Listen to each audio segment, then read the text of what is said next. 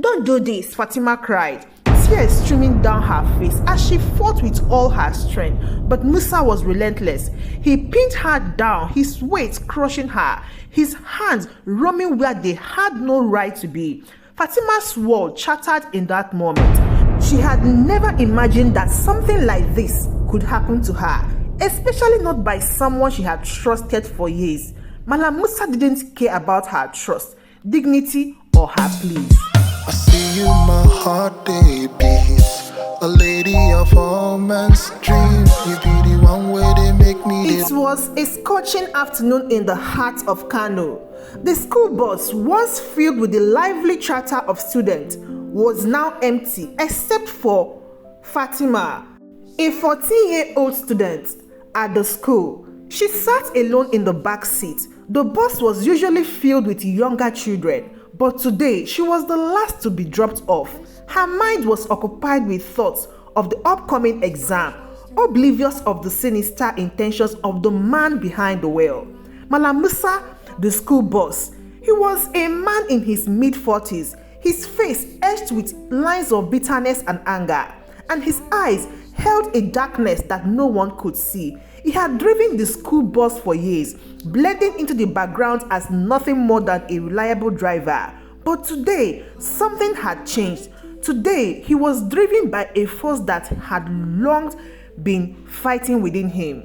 As the bus neared Fatima's house, instead of taking the usual turn, Musa suddenly veered off the main road, driven into an isolated area surrounded by tall trees and thick bushes. Fatima jolted from her thoughts, looking up in confusion. Malam Musa, this is not the way to my house, she said, her voice filled with concern. Musa glanced at her through the rear view mirror, a twisted smile forming on his lips. Don't worry, Fatima. We are just taking a little detour. Fatima's heart began to race as fear gripped her. She knew something was terribly wrong. She reached out for her phone, but before she could unlock it, Musa abruptly stopped the bus and turned to face her. Malam Musa, please take me home, Fatima pleaded as her voice trembled. But Musa's smile only widened as he got up from his seat and walked towards her. You are not going anywhere, Fatima, he said, his voice cold and menacing. Fatima's fear turned to panic. She tried to push past him, but Musa grabbed her wrist. His grip felt like iron. She struggled, trying to break free, but Musa was too strong. He forced her back onto the seat, his other hand covering her mouth to muffle her screamings. No, please, stop. Don't do this, Fatima cried, tears streaming down her face as she fought with all her strength. But Musa was relentless. He pinned her down, his weight crushing her, his hands roaming where they had no right to be. Fatima's world shattered in that moment. She had never imagined that something like this could happen to her, especially not by someone she had trusted for years. Malam Musa didn't care about her trust, dignity, or her pleas. He only cared about satisfying the twisted desires that had consumed him. After what felt like an eternity, Musa finally released her. Fatima lay on the seat, broken and sobbing, her body trembling with shock and pain. Musa returned to the driver's seat, his face expressionless, as if nothing had happened. He started the bus and drove back to the main road, heading towards Fatima's house. As they neared her home, Musa glanced at her through the mirror again. If you tell anyone about this, I will make sure you regret it, he warned, his voice cold and emotionless. Fatima didn't respond. She couldn't. Her mind was a whirlwind of fear, anger and shame. When the bus finally stopped in front of her house, she stumbled out, barely able to stand. She watched as the bus drove away, leaving her alone with the horror of what had just happened. Hey guys, returning subscribers, thank you for always supporting. You're just seeing my video for the first time. Please take a moment and like this video and subscribe to the channel. We have lots of amazing tales for you. Now let's go back to the reason why Malam Musa have to do what he is doing. Malam Musa wasn't always this way. There was a time when he had been a different man, quiet, hardworking, and dedicated to his family. He had grown up in a small village outside Kano, where life was simple but filled with hardship. His father was a farmer, and from a young age, Musa was taught the values of hard work and discipline. But Musa's life took a dark turn when he was a young man. He fell in love with a girl named Amina, a beautiful and kind-hearted woman from his village. They were deeply in love and planned to marry.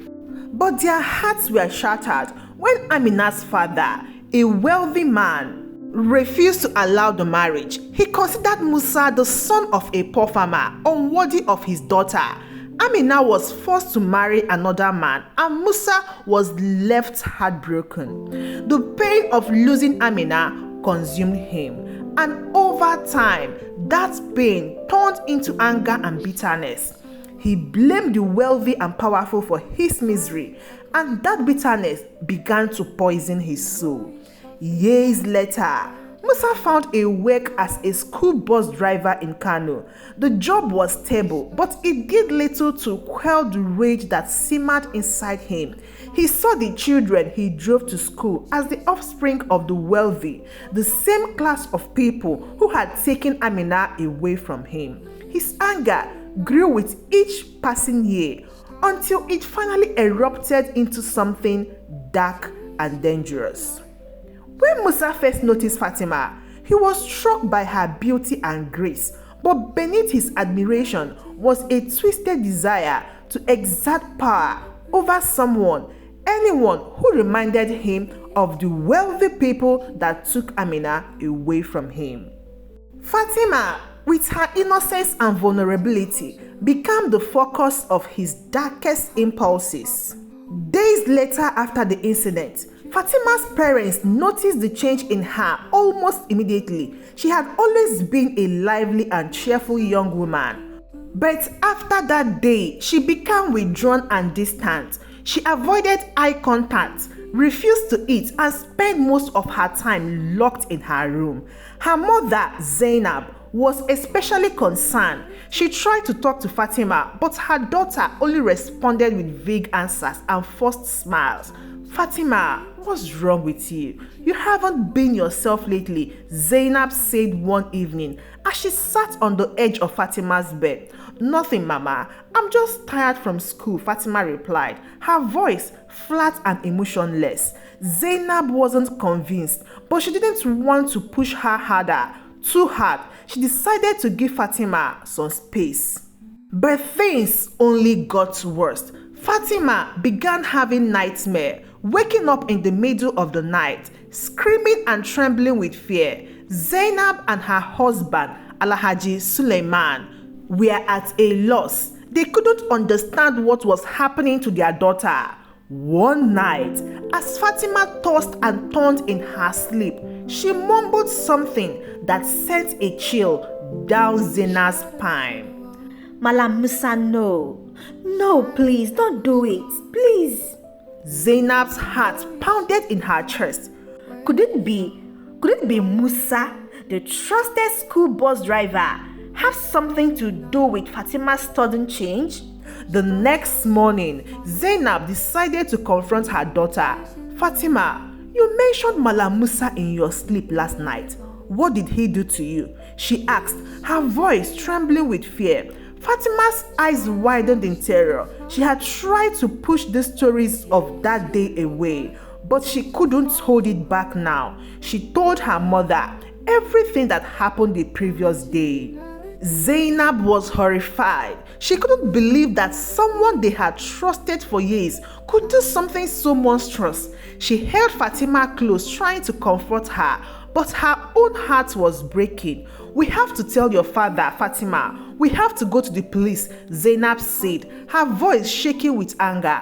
Fatima nodded, too exhausted to argue. She knew her mother was right, but the thought of reliving that nightmare was almost too much to bear. That evening, Zainab and Fatima told Alhaji Suleiman what had happened. Suleiman was a man of few words, but as he listened to his daughter's story, his face grew dark with anger. "How dare he? How dare that man touch my daughter?" Suleiman roared, his voice filled with rage. "We need to go to the police, Suleiman. We can't let him get away with this," Zainab urged, her voice trembling. Suleiman nodded, "Yes, we will, but I also want to make sure that Musa pays for what he done. He can't just go on living his life after what he did to my daughter, Fatima." The next morning, the family went to the police station to file a report. The officers listened to Fatima's account, their expression growing glimmer by the minute. They promised to investigate the matter thoroughly and assured Suleiman that justice would be served. But Suleiman wasn't satisfied with just letting the police handle it. He wanted to make sure that Musa paid for his crime. He contacted a few of his most trusted friends, men who had influence in the city, and together they began gathering information about Musa. What they uncovered shocked them. Musa had a history of violence and a deep-seated hatred for those he saw as more fortunate than himself. He had harbored a grudge against Suleiman for years, blaming him and others like him for the hardship he has faced in life and taking Amina away from him. Suleiman was so furious. He couldn't believe that this man had been driving his daughter to school every day, all the while secretly plotting his revenge. "We need to expose him for what he is," Suleiman said to his friend, his voice trembling with anger. "He cannot be allowed to harm anyone else." With their resources, they dug deeper into Musa's past. They found out that he had been involved in several violent incidents in his younger years. He had managed to avoid serious consequences due to lack of evidence. He had a reputation in his neighborhood as a dangerous man, someone you didn't cross. Armed with this information, Suleiman and his friend went to the police, demanding that they take immediate action. The police, realizing the gravity of the situation, moved quickly.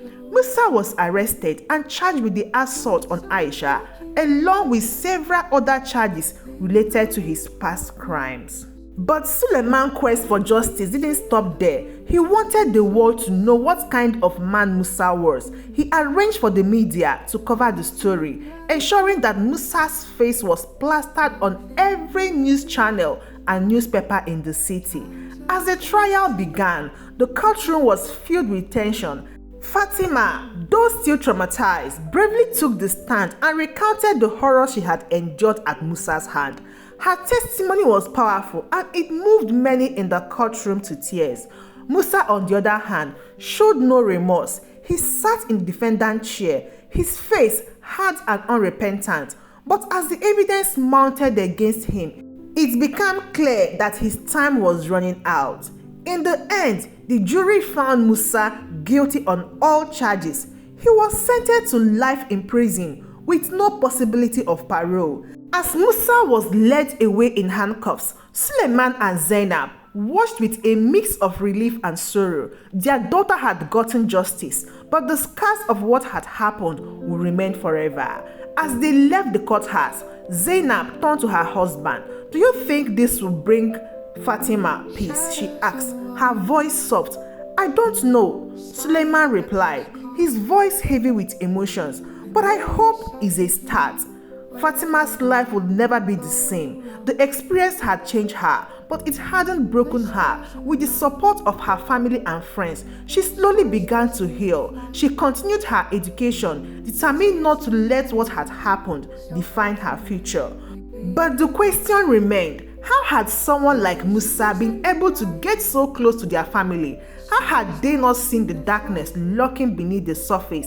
It was a question that haunted Suleiman and Zainab for years to come. They had done everything they could to protect their daughter, yet they had failed to see the danger that had been right in front of them. In the end, they realized that evil can often hide in plain sight, wearing the mask of familiarity and trust. It was a hard lesson, but one that they would never forget.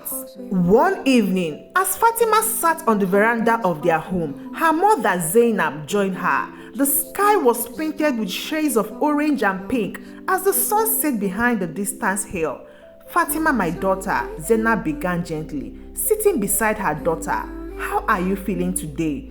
Fatima stared at the horizon, her eyes reflecting the fading sunlight. I'm okay, Mama. Some days are better than others, but sometimes I still feel like I can't escape the memories. Zainab sighed and took her daughter's hand in hers. I can't imagine how hard it must be for you. Fatima, what that man did was unforgivable, but you must remember that you are not defined by what happened to you. Fatima turned to look at her mother, her voice trembling. But Mama, I feel like I failed. I let him control me. I couldn't stop him. Zainab's heart ached as she listened to her daughter's words. No, Fatima, you did not fail. You fought as hard as you could. And look at where you are now. You are still here. You are still standing. That shows more strength than you realize. Fatima nodded, trying to hold back her tears. I just feel like I will never be the same. Like something was taken from me that I can never get back. Zainab wrapped her arms around her daughter, holding her close. What he took from you, Fatima, was your sense of safety, but that can be rebuilt. It will take time, but you will find your way back to yourself and will be with you every step of the way. Suleiman, who had been quietly listening from the doorway, walked over to them. He knelt down beside Fatima, his face filled with a mix of sorrow and determination. Fatima, I want you to know something, he said, his voice firm but gentle. What happened to you was not your fault. You are the victim here, and you are also a survivor. We are proud of you for your bravery, for speaking out against that monster. Fatima's eyes filled with tears as she looked at her father. But Baba, how did we not see what kind of person he was? How did we let him into our lives, into our home? Suleiman shook his head, his expression pained. I've always asked myself that question 1,000 times, Fatima. We trusted him because he seemed like a good man, a man who had earned our trust over the years. But sometimes, evil hides where we least expect it. It wears a familiar face and we don't realize it until it's too late. Fatima wiped her tears, her voice barely above a whisper. I'm scared, Baba. I'm scared that I will never be able to trust anyone again. Suleiman reached out and took both her hands in his. It's okay to be scared, baby. Trust is something that takes time to rebuild. But you are surrounded by people who love you, who will do anything to protect you. You don't have to go through this alone. Zainab nodded in agreement. We'll take it one day at a time, Fatima. And whenever you feel overwhelmed, just remember that you are not alone. We are here for you always. Fatima managed a small smile through her tears. Thank you, Mama. Thank you, Baba. I don't know what I would do without you. Suleiman kissed her forehead, his heart breaking for the pain his daughter was enduring. We are family, Fatima. We'll get through this together. Fatima felt a sense of peace slowly begin to settle over her. The road to healing was long, but she knew she was not walking it alone. Her family was her anchor, her strength, and with their support, she would find her way back to herself. But as she lay in bed that night, staring up at the ceiling, one final thought crossed her mind.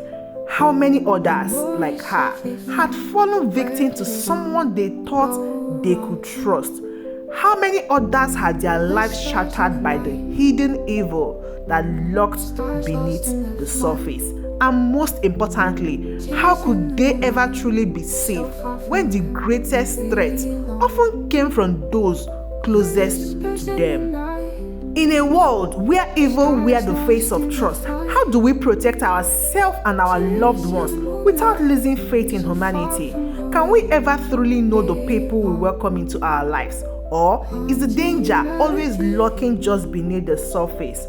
Thank you so much for watching. And don't forget to share this story with your family and your friends who might need it. Till I see you again in my next story, I still remain Tales by Chika. Goodbye.